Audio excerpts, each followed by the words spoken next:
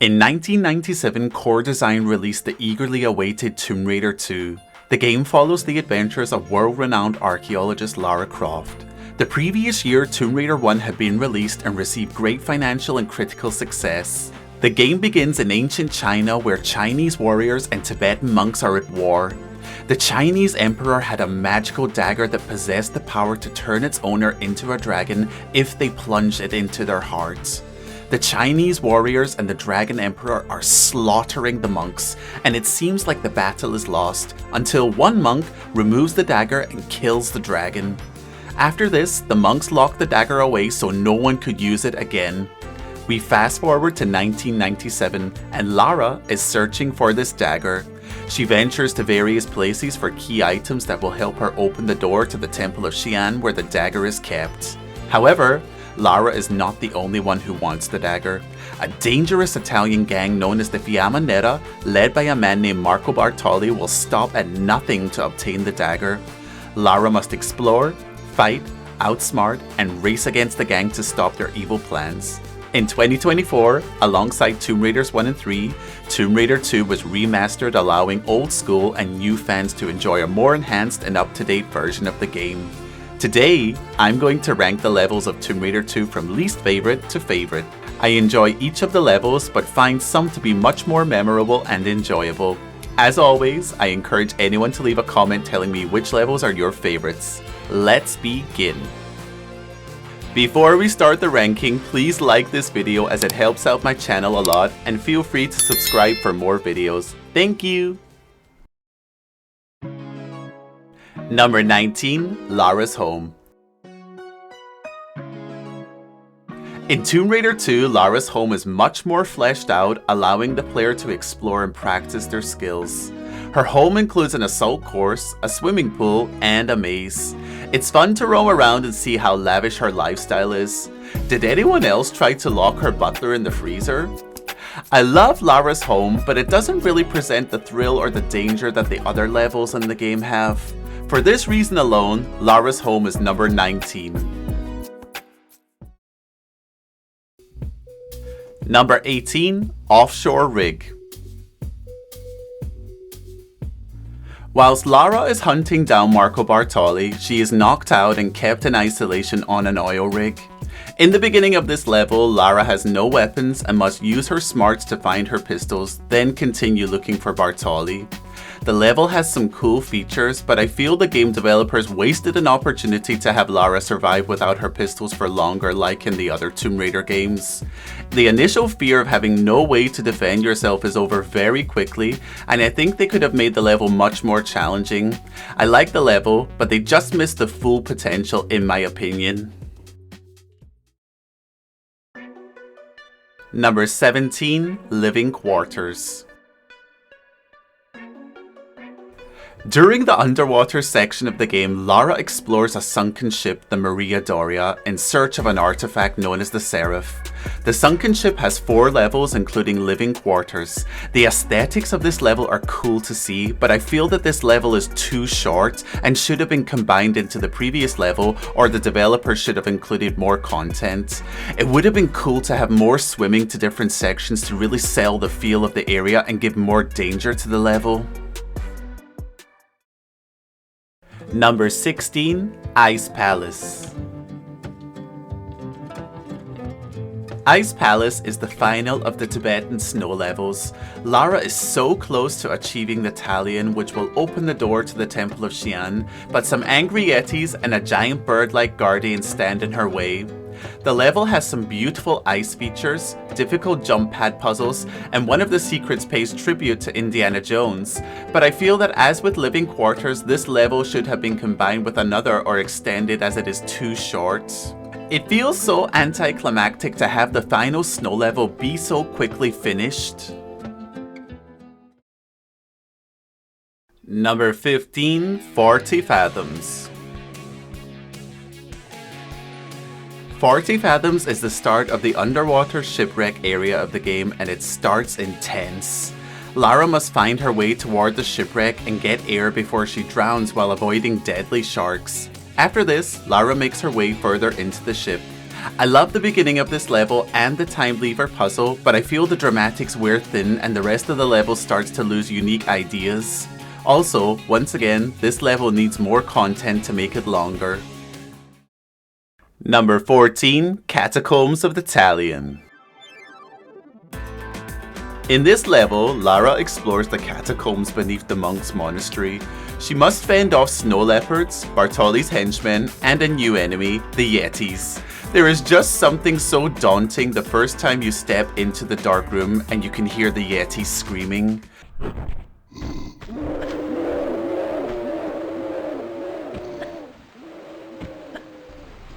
I personally feel that this level would have been much higher if they combined it with the Ice Palace, as both levels are really nicely done but are both too short.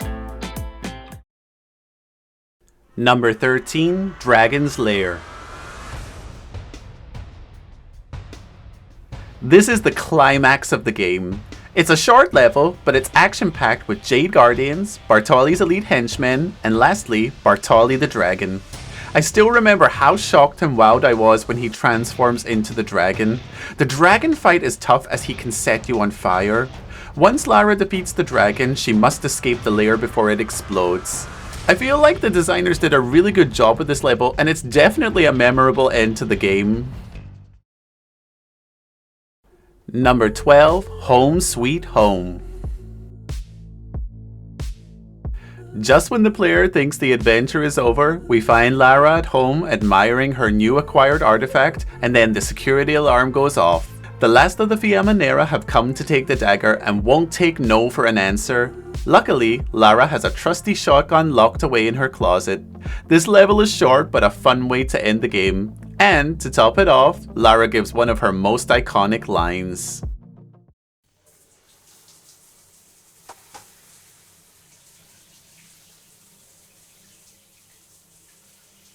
Don't you think you've seen enough?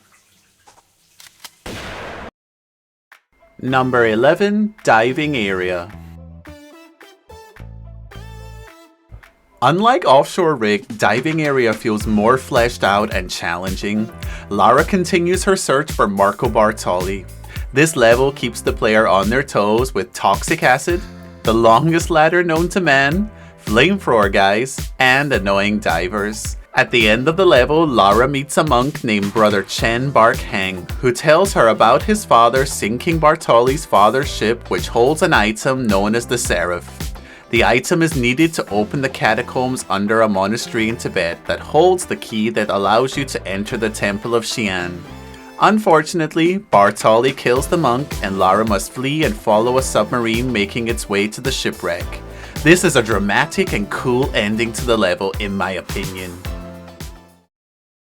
Before we get into the top 10 levels, I just wanted to let everyone know that I stream over on Twitch. I love meeting new people and talking about anything including Tomb Raider. Feel free to check me out over there. Let's get back to the ranking. The top 10 levels are some solid, well-designed ones in my opinion. Number 10, Bartolli's Hideout. One of my favorite locations in the game is Venice. As Lara looks for Marco Bartolli, she comes across his hideout, a group of dilapidated buildings with his henchmen waiting inside to fight anyone who enters.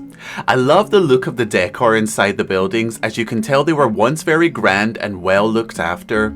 You really get the sense of decay and eeriness when exploring them. The atmosphere of this level really sells just how dangerous the Fiammanera are. Plus, the ending with blowing up a building is a classic memorable Tomb Raider moment.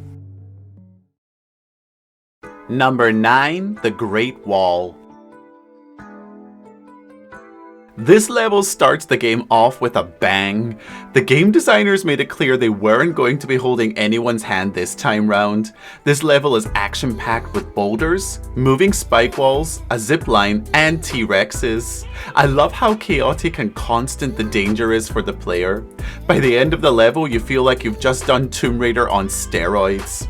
We also get some plot progression where Lara discovers the door to the Temple of Xian, but also learns she needs a special key to open it. After fending off one of Bartolli's henchmen, she learns she's not the only one after the dagger, and decides to pursue Bartolli for answers. Number 8. The Deck. This level brings the underwater section of the game to a close. Lara is so close to finding the Seraph.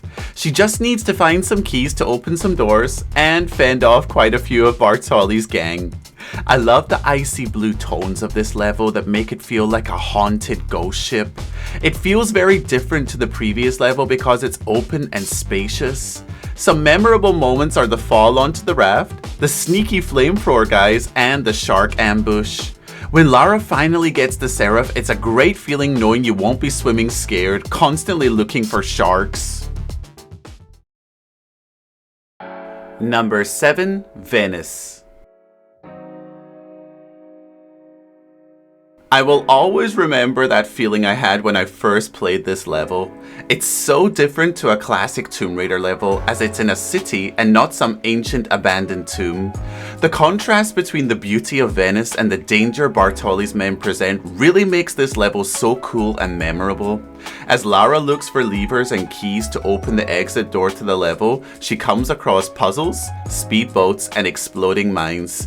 This level is a solid design and definitely changed how future games would include different environments. Number 6. Floating Islands. Just as she's about to touch the dagger, Lara falls into a trap and has to battle her way through the Emperor Xian's insane temple. While this happens, Bartolli seizes the dagger and plunges it into his heart. Lara chases after him in a level that is far from reality. Floating Islands is eerie and mythical, with dangerous jumps, flying swordsmen, walls of fire, deadly guardians, and a lot of green. This level is a fever dream that all players remember because it is so trippy and it is so different to anything they have seen in Tomb Raider.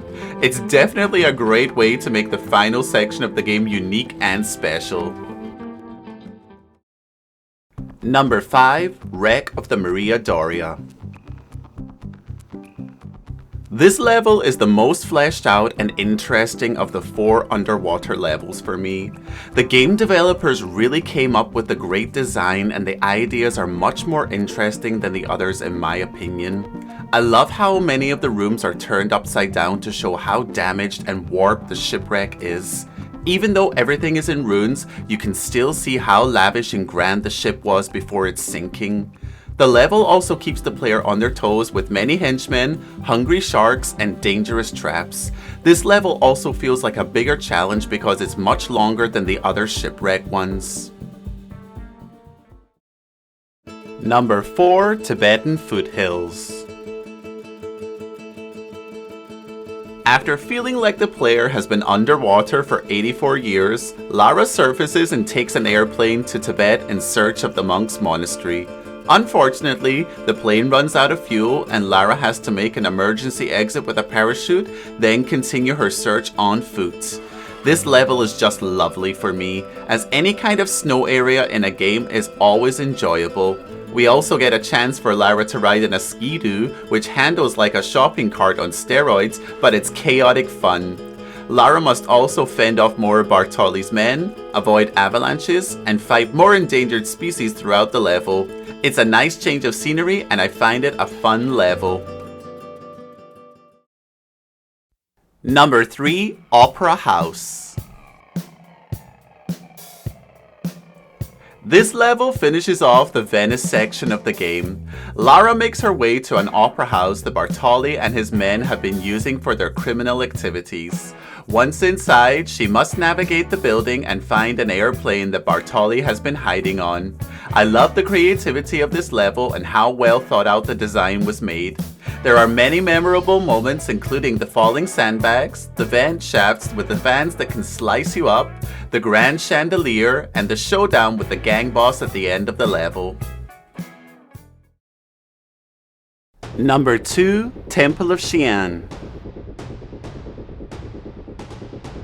What a level this is! After Lara obtains the Tallion key to open the door to Xian's temple, she is chased by Bartolli and his men through Tibet. Luckily, she manages to outsmart them and escape. She drives all the way to the Great Wall of China, the place where this adventure started. She opens the door and goes inside. Just as she is about to touch the dagger, a trapdoor opens and she plummets down into the deep dark depths of the ancient emperor's tomb.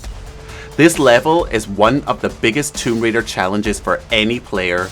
The level is full of traps to keep the player on their toes and screaming for survival at every turn. The level is also long and really shows the full potential of the game's engine. The enemies are all animals, including the scary, massive spiders. There's so many instant deaths from drowning, lava, and spike walls. By the time the player reaches the end of this level, you really feel like you've been to hell and back. This level is an experience that stays with anyone who plays it. Number 1. Barkhang Monastery. This is not only my favorite level of this game, but one of my favorite of the complete franchise. Lara arrives at the monastery and there is a war between Bartolli's thugs and the monks. Everywhere she goes, they are fighting each other. If she doesn't shoot the monks, they will protect her and help defeat Bartolli's men. This adds to the chaos of how great this level is. She must find 5 prayer wheels to access the catacombs. Unfortunately, they are scattered throughout the monastery. Not only is the monastery a beautiful place, it's also very dangerous. The monks clearly thought very well about how to keep this sacred place safe. Lara must use her smarts and find the prayer wheels, while working with the monks to fend off the Fiamma Nera. This level has some amazing, well thought out puzzles, dangerous traps, and gorgeous design that made me amazed from the very first time I played it. This is a once-in-a-lifetime unique experience, and it's definitely up there with the best of the best in Tomb Raider moments for me. So what do you think? Do you agree with my ranking? If not, please leave a comment telling me your favorite levels. This game will always be dear to me, and I've loved it since I was a child. I'm really grateful the game was remastered, giving old and new fans a chance to experience it again. Once again, I want to thank you for watching this video. I'll see you in the next one. Bye!